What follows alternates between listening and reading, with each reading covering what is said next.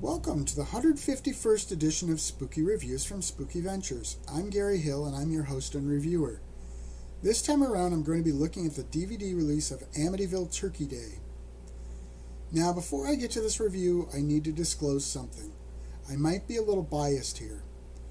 That's because I know directors Julianne Prescott and Will Colazzo and consider them to be friends. Even though we've never met before in person, we've definitely communicated quite a bit online. I'm also going to be doing a remote cameo in their upcoming project Halloween Shark. Now I'll tell you that I'm going to keep any bias out of this, and I really mean that.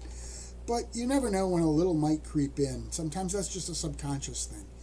So take what I have to say about this movie with that in mind. Amityville Turkey Day is the sequel to Amityville Thanksgiving, which I reviewed last year. I would say that this one is the better movie of the two. The film is sort of a hybrid dark comedy and horror movie. It is also very definitely an indie film. That's almost a flavor all its own these days, and those who love indie horror understand what that means. If you aren't familiar, you might find it lacking, but then again, that's the whole genre really, not just this movie. Now, I need to mention Mark C. Fullhard. He is credited in this movie, but the footage of him here is from Amityville Thanksgiving. He played the villain in that movie, but during filming had to be taken to the hospital with heart failure. They had to redo that script to finish the movie with him missing.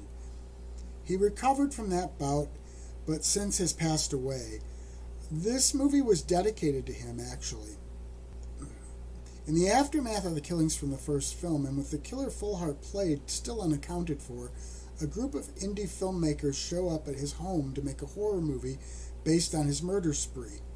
They don't know it, but they also have the brother of one of the victims and a reporter among their group doing research on the killings. There is also a groundskeeper living in the home. It turns out he is continuing the tradition of the killer from the previous film by aiding the son of that killer, who is actually a demonic, creepy turkey. Yes, I said a turkey. I did tell you that this movie is a comedy, right? And by the way, I'm not really delivering spoilers because everything I've mentioned here is revealed very early in the film. This movie pokes fun at indie horror filmmaking. It also pokes fun at the movies themselves. I have to say that fortunately none of the indie film people I've met are like the people shown in this film.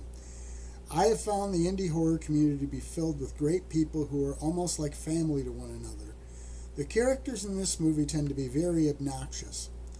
You almost want to see most of them killed. Now I do have to admit there were a couple scenes here that I had to skip by because they grossed me out. I'm not talking gore though, but I won't get into more detail than that. The humor is often pretty rough. That's not a criticism when I say it, but I can see where it might turn some people off.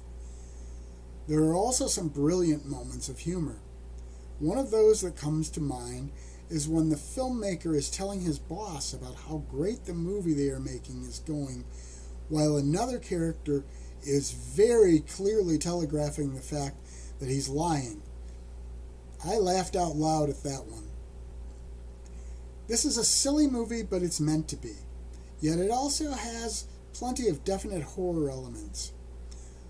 I think it's an unusual choice for a sequel to Amityville Thanksgiving, but it's suitable and effective.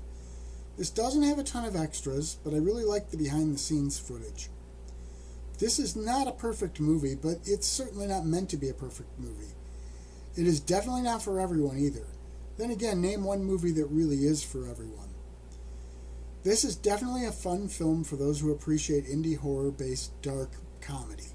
Spooky Ventures is the home for spooky content and spooky merchandise on the web. Check it out today at spookyventures.com. And remember, always keep it spooky.